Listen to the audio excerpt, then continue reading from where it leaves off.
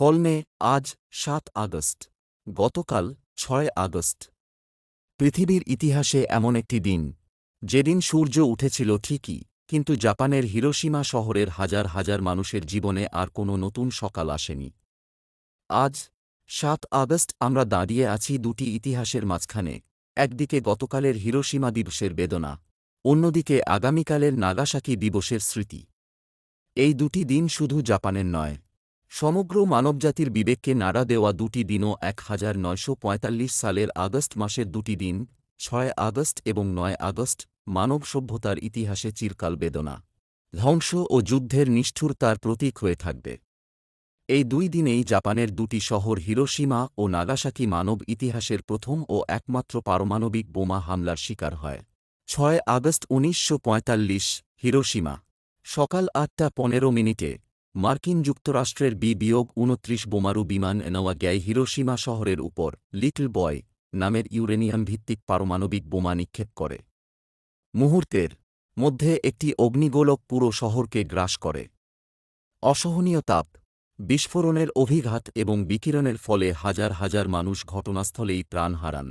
শহরের প্রায় ৭০% ভবন ধ্বংস হয়ে যায়। ১৯৪৫ সালের শেষ নাগাদ প্রায় ১,৪০,০০০ মানুষের মৃত্যু ঘটে বলে বিভিন্ন ঐতিহাসিক গবেষণায় উল্লেখ করা হয়েছে।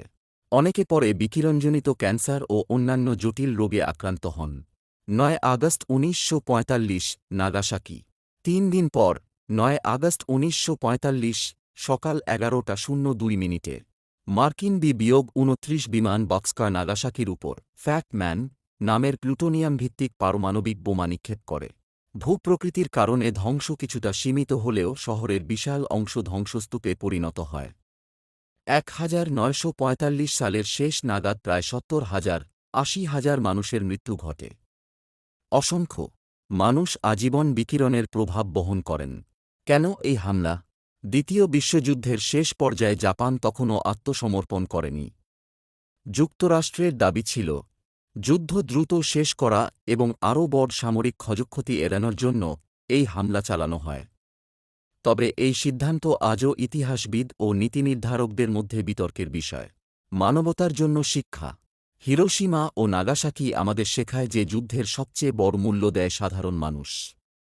পারমাণবিক অস্ত্রের ধ্বংসক্ষমতা শুধু একটি শহর নয়, প্রজন্মের পর প্রজন্মকে ক্ষতবিক্ষত করতে পারে। তাই এই দুই শহরের স্মৃতি আজ বিশ্বকে শান্তি, সংলাপ এবং মানবতার পথে এগিয়ে যাওয়ার আহ্বান জানায়। যুদ্ধ ধ্বংস ডেকে আনে, কিন্তু শান্তিই ভবিষ্যৎ গড়ে। আগামীকাল ৯ আগস্টের স্মৃতি আমাদের আবার ফিরিয়ে নিয়ে যাবে ১৯৪৫ সালের সেই ভয়াবহ সকালে।